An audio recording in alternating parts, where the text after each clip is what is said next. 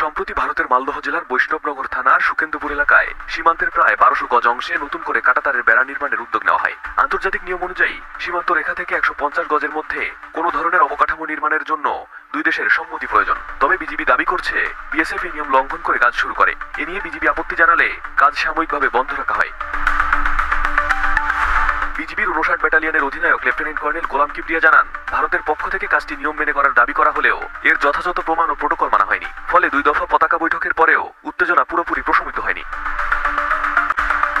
কাঁটাতারের বেড়া নির্মাণ ঘিরে সীমান্তের উভয় পাশে স্থানীয় লোকজনের ভিড় বাড়ে। ভারতের অংশে লোকজন জয় শ্রীরাম ও বন্দে মাতারাম স্লোগান দিতে থাকে। জবাবে বাংলাদেশের অংশে লোকজন নারায়ে তাকবীর আল্লাহু আকবার ধ্বনি দেয়। সীমান্ত এলাকার বেশ কিছু ভিডিওতে দেখা যায় ভারতের দিক থেকে কয়েকজন লাঠি ও রামদা হাতে স্লোগান দিচ্ছেন। এক ব্যক্তি রামদা সানাতে সানাতে মশকরার ছলে বলেন, বাংলাদেশ থেকে কেউ এলে কাটার জন্য প্রস্তুত আছি।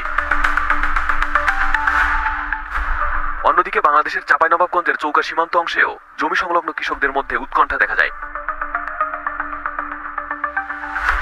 বিএসএফ এর পক্ষ থেকে জানানো হয়, বেড়া নির্মাণ কাজ অনুমোদন সাপেক্ষে চলছে। তবে বিজিবি বলছে ২০২১ সালের চিঠিতে এ বিষয়ে যৌথ জরিপের প্রস্তাব দেওয়া হলেও কোনো উত্তর আসেনি। বিজিবি রাজশাহী সেক্টরের কমান্ডার কর্নেল ইমরান ইবনে আব্দুর রুফের মতে, প্রোটোকল মানার ক্ষেত্রে ভারতের পক্ষ থেকে গাফিলতি রয়েছে। সর্বশেষ ১০ জানুয়ারি নির্মাণ কাজ বন্ধ রয়েছে বলে জানিয়েছেন বিজিবির কর্মকর্তারা। তবে দুই দেশের উচ্চ পর্যায়ে বিষয়টি নিয়ে আলোচনা না হওয়া পর্যন্ত পরিস্থিতি অস্বস্তিকর রয়ে গেছে। এদিকে লালমনিরহাটের পাটগ্রামের দহগ্রাম ইউনিয়নের শূন্য রেখায় আন্তর্জাতিক সীমান্ত আইন লঙ্ঘন করে কাঁটাতারের বেড়া নির্মাণ করেছে বিএসএফ।